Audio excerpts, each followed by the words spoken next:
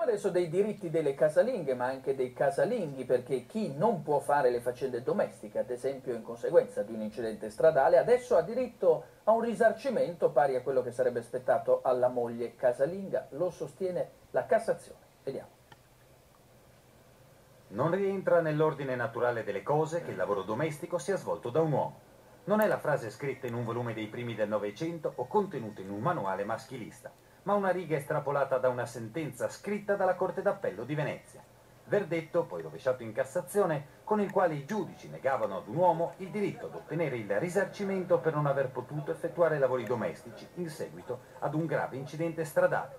Lavori che l'uomo aveva dimostrato di aver sempre condiviso con la moglie. Uomo e donna dunque in casa sono uguali, ora lo dice anche il tribunale. Diciamo che non è una colpa se la natura ci fa nascere uomo o donna, ha scritto la Cassazione, non è il genere che può stabilire la differenza dei ruoli e quindi è evidente che entrambi, come dice anche il codice, poi devono concorrere a quelle che sono le necessità e i bisogni della famiglia.